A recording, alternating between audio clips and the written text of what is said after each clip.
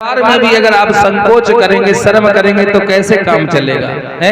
एक यही तो ऐसा दरबार है जहां पर शर्म हया सब इंसान छोड़ करके चला जाता है। भगवान के दरबार में जाने के लिए हमें भजन कीर्तन करने के लिए मन में उमंग होनी चाहिए। शर्म का कोई काम नहीं होता है। माताओं बहनों भाइयों, इतना ध्यान रखना।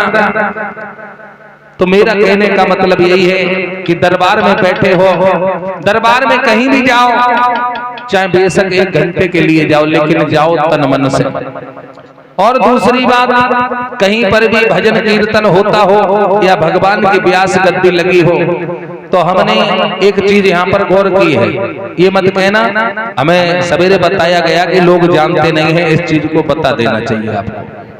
जैसे कथा सुनने के लिए कभी भी कहीं भी जाओ, यहाँ तो कोई बात नहीं है, आपको नहीं मालूम है, या कहीं पर भी श्रीमद् भागवत का अनुष्ठान होता है, तो प्रतिदिन हम कहते हैं ना, भगवान के दरबार में खाली हाथ जाया जाता है। सुदामा जी जो थे कितने गरीब थे बताओ।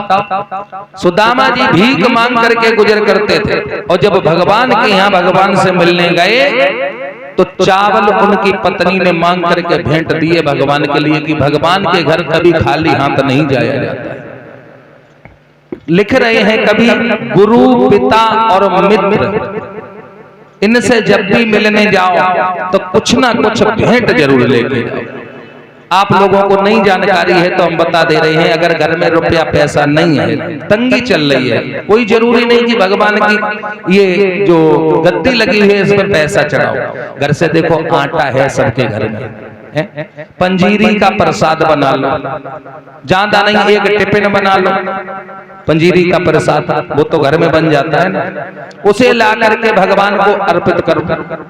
वो भी नहीं अगर हो सकता है तो घर पे अगर गेंदा के फूल खड़े हुए, गुलाब के खड़े हुए, कैसे भी हो फूल हो, फूल लेकर के आओ, चाहे बेशक 2 फूल लेके आओ, भगवान की गद्दी पे अर्पण करो, उसकी बाद में कथा प्रांगण में बैठा जाता है। इतना ध्यान रखना, खाली हाथ भगवान के दरबार में जाने से हमें क्या प्राप्त होता है। सुदामा कितने दीन थे। हम ये नहीं कह रहे कि पैसा बांध के लाओ, पैसा नहीं है कोई बात नहीं, कुछ भी भेंट ले आओ, पंजीरी का प्रसाद ले आओ, फूल ले आओ, पत्ती ले आओ, जो भी श्रद्धा से ले आओगे भगवान को सब पसंद है, लेकिन श्रद्धा भाव होना चाहिए। कहीं भी आपने देखा हो, कहीं भी जाते हैं तो माताएं बहनें पंजीरी बना के लाती हैं प्रसाद। अगर प्रसाद पंजीरी का लाती हैं, अगर दक्षिणा बनती है तो दक्षिणा भी देती हैं, और दक्षिणा नहीं बनती है तो कोई बात नहीं, अगर कमजोरी है गरीबी है तो कोई बात नहीं, भगवान सब कुछ जानते हैं, भगवान के आगे छिपा क्या है। ये नियम होता है कथा भागवत सुनने का, इतना हमेशा ध्यान रखना। कहीं भी जाना तो पांडाल में जब विराजमान होना, सबसे पहले व्यास गद्दी पे जाकर के कुछ ना कुछ भेंट जरूर चढ़ाना, ये ध्यान रखना। इससे तुम्हारी जो भक्ति है वो भक्ति भरपूर होती है। और कभी भी अपने घर जाओ भागवत सुनने के बाद तो प्रसाद और आरती जरूर लेकर के जाओ, ध्यान रखना इस बात का। इंसान क्या से क्या नहीं करता है, जमाना कुछ भी कहे, कलयुग है। सबसे बड़ी चीज आपको बताते चले, जिस समय बच्चा जो होता है माँ की कोख में उल्टा लटका हुआ होता है, नरक कुंड बताया गया है। भगवान से विनती करता है कि प्रभु हमें इस नरक कुंड से बाहर निकालो, हम तुम्हारा भजन करेंगे, गुणगान करेंगे, प्रभु कैसे भी करके हमें इस नरक कुंड से बाहर कर। समय जितना उसका होता है 9 माह का, जब जन्म होता है बच्चे का तो आपने देखा होगा, बच्चा जब छोटा होता है गोद में तो 4-5 दिन 8 दिन का हो जाता है, तो आपने देखा होगा सबसे पहले तो वो रोना जानता है, उसे बस भूख लगती है, उससे पहले तो उसके खाने का इंतजाम करो।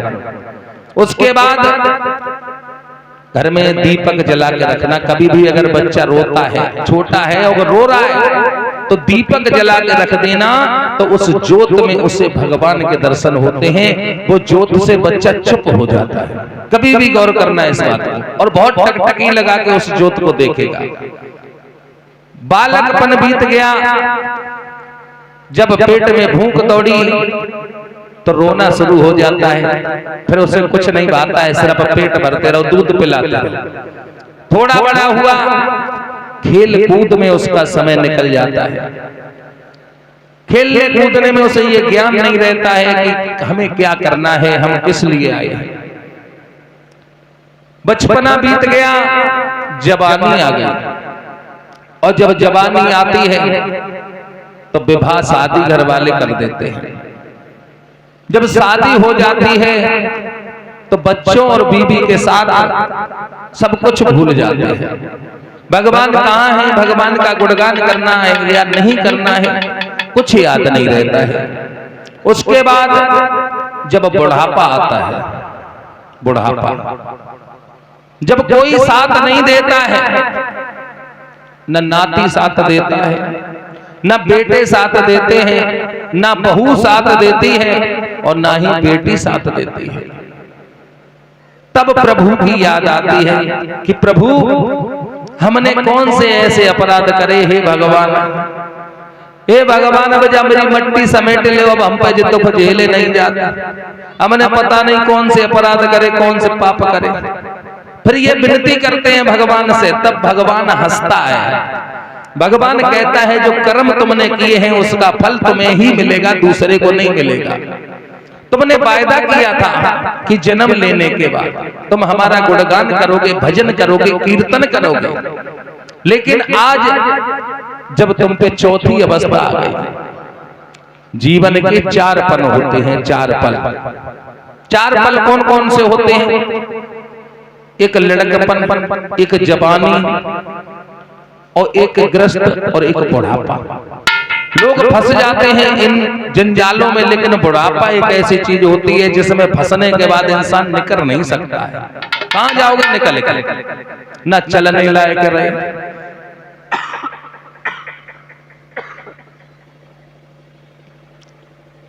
न चलने लायक रहे, न उठने लायक रहे। अगर प्यास लगती है तो पानी के लायक भी नहीं रहे। एक बात याद आई हमें, एक बहुत बूढ़े बुजुर्ग थे, उन्होंने अपने जीवन में सिर्फ पैसे की कमाई की, सिर्फ पैसे की कदर जानी। चाहे कितना भी बड़ा हवन होता हो, चाहे भजन होते हो, चाहे भागवत होती हो, चाहे कीर्तन होते हो, चाहे किसी बिटिया का विवाह होता हो, कोई भी धर्म का कार्य होता तो उस जगह पे वो जाते नहीं थे, बच के निकल जाते थे। सोचते थे अगर हम वहां जाएंगे तो हमें जाकर के वहां कुछ ना कुछ दक्षिणा देनी पड़ेगी, और पैसे के लिए बहुत ज्यादा, बहुत व्याकुल रहते थे। सिर्फ पैसा ही पैसा उन्हें नजर आता था। जब से जवानी आई उन्होंने कमाना शुरू कर दिया।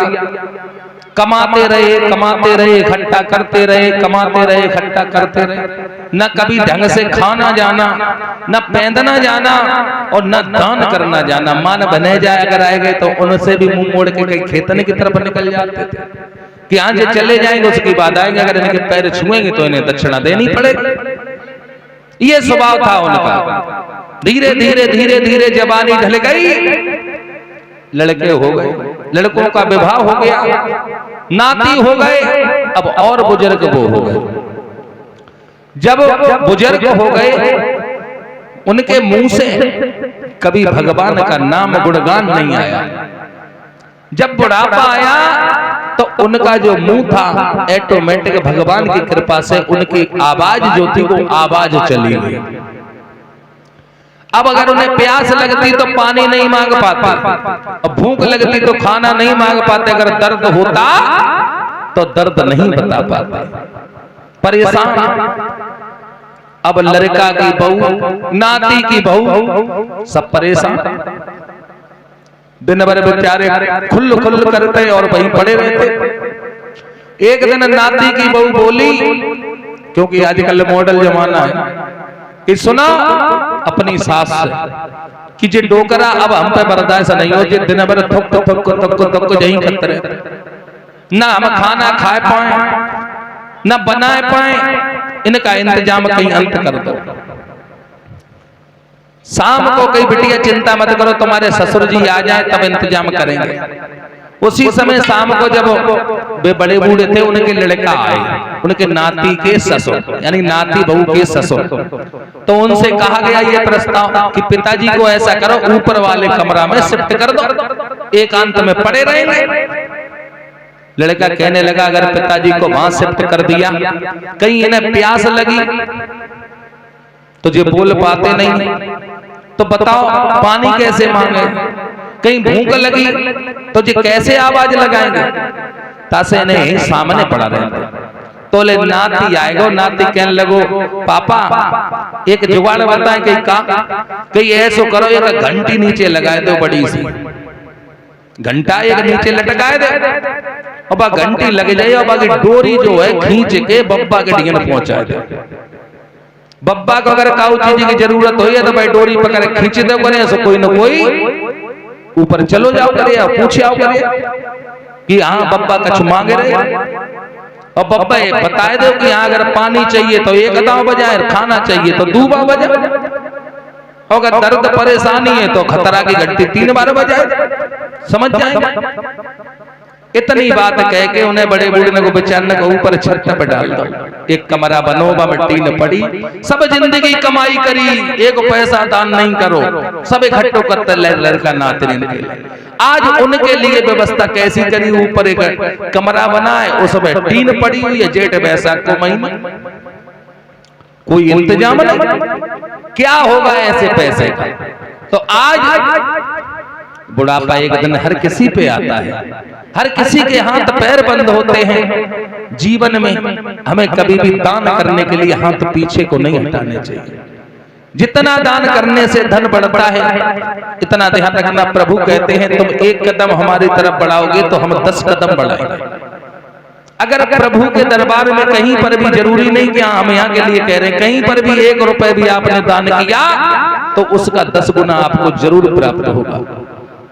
तो आज बाबा ऊपर लेटे हैं, अब उन्हें जब प्यास लगती है तो रस्सी एक बार खींच देते, घंटी हिल जाती, तो नीचे से बहू पानी लेके चली जाती, ऊपर पानी पियाया जाता। आराम से भैया बब्बा ने पानी पी लो, बाकी बात भूख लगती है तो 2 बार बजा दे टन टन, तो नीचे से खाना पहुंच जाता। अब तो बिनकाऊ जैसे परे जब माया का काम की रह गई, अब तो कोई नहीं बब्बा के पास पूछवे वाओ। अब उनके जो परनाती हो गई बब्बा, इस उम्र का कोई भरोसा नहीं है कि कितनी लंबी हमारी उम्र है, क्या क्या दिन हमें देखने पड़े, जितना कर्म करते हैं उसका फल हमें जरूर भोगना पड़ता है। तो आज परनाती हो गए छोटे छोटे, अब बब्बा के ऐसे ही दिन कटन लगे। अब बब्बा मन ही मन रोवे, सोचे कि हमने जीवन में कबू काऊ को दाना ही नहीं करो, आज भाई को फल मिल लो, हमने पैसा इतनो कमाओ, इतनो धनवान अपने लड़का नातिन को बनाओ, लेकिन आज हमारे काज न खाना है, न भोजन, न कोई पास में बात पूछने वाला है, रोते रहते हैं। एक दिन नाती विचारो रहे, जो नाती रहे, नाती को लड़का रहे पर नाती, तो वो खेल खेल में 5 बरस की उम्र हो गई, बच्चन के संग खेल लो, तो बिन्ने की खेल खेलो, घर के का खेल खेलो, कहीं ऐसो करो कि कोई ऐसो खेल खेलो जा में आनंद आ जाए। तो कई घर के ऐसो करो घंटी बाव खेल खेलो, कई घंटी बाव खेल के ऐसे होते, कई घंटी कहाँ आएगी, तो वो परनाती बोलो घंटी मोह मालूम मेरे घर है, लटकते रोज बजते अंबे ले, सो परनाती गाओ खेल खेलने के चक्कर में सुबह घंटी जो बंदी रहे भाई घंटी को खोल लो, घंटी को ले आओ। अब घंटी तो रही नहीं, अब बब्बे लगी प्यास, पानी के मारे, अब रस्सी खींचे और इंतजार देखें, जीना गाय नजर करें कोई आ तो कि ना आ, तो ऐसे करेंगे कोई ना आओ, फिर दोबारा खींचे दई, फिर देखा रहे बेचारे तौले बेले को हलक सूख उठो, अब तो बहुत ज्यादा सूख उठो, फिर देखो इंतजार, फिर खींच रही, फिर देख रहे, अब घंटी हो तो बजे, घंटी ले गो नाती। अब ऐसा ही नहीं बताया तो ये जाता है वो बेचारे जो बब्बा थे प्यासे मर गए, उन्हें पानी तक नसीब नहीं हुआ। आज हम जीवन में जो करते हैं हमें ऐसे कर्म करने चाहिए कि जिससे किसी को दुख ना पहुंचे, किसी का हृदय हमारी वजह से दुखे ना। अगर हम किसी को सुख नहीं दे सकते तो हम दुख देने के भी हकदार नहीं हैं। जीवन में किसी की बेटी की अगर शादी है, बेशक उसने आपको निमंत्रण नहीं दिया है, बेशक आपको निमंत्रण नहीं दिया है, कुछ लोग SC-BC ये वर्ग भी मानते हैं मामा जी, तो मेरा कहने का मतलब ये है ऐसा कभी ना माने। अगर कोई कमजोर है, SC वर्ग से है या कैसे भी है, कमजोर है, अगर उसने अपनी बेटी की शादी रचाई है और आप कुछ दान करने के लायक हैं, तो दावत के लिए मत बैठना। 10, 20, 50, 100, 200, 500 रुपए की आजकल कोई वैल्यू नहीं होती है। उसके खाते में जाकर के, उस बिटिया के खाते में जाकर के डाल देना, वो पैसे आपको आपके बुढ़ापे तक आराम देंगे। ध्यान रखना, अगर कहीं पर कोई अनुष्ठान किया जा रहा है, किसी मंदिर पे भंडारा किया जा रहा है, तो आप अपने धर्म की कमाई में से, अगर ज्यादा नहीं बनता, अगर भंडारा रसोई बन रही है, तो 10 रुपए का नमक का पैकेट ले जाके दे देना, वो भी आपको फायदा करेगा। इतना ध्यान रखना। अगर कहीं मंदिर का निर्माण चल रहा है, आप पैसा देने के लायक नहीं है, दान देने के लायक नहीं है, तो उस मंदिर पे जाकर के ज्यादा नहीं, 5 ईंटें भी अगर आप पकड़ा देंगे तो वो भी आपको काम देंगे। निर्जीव पर दया करो। कुत्ता जैसे होते हैं गली में घूमते हैं, इनका कौन होता है? कोई नहीं। एक भिखारी होता है, कौन सा? पैसा कमाने वाला। एक भिखारी होता है पैसा कमाने वाला, जो पैसा कमाता है और अपने नाती लड़के, जिसे सूझबूझ नहीं होती है कि हमें क्या करना है। ऐसे भिक्षुक को, भिखारी को ज्यादा कुछ नहीं तो उसे हमें भोजन जरूर करा देना चाहिए। कहीं शहर बाजार में मिल जाए तो 10-20 रुपए की चाहे केला लेकर के दे दो, चाहे रेडी लगती है कचौड़ी खिला दो, कुछ भी, यानी कि उसके आत्मा को जो संतुष्टि मिलेगी और वहां से जो दुआ निकलेगी वो आपके अच्छे के लिए निकलेगी। जीवन भर हम लोग कमाते रहते हैं, लेकिन जीवन में हमारे कुछ काम नहीं आता है। कभी ने भजन लिखा है,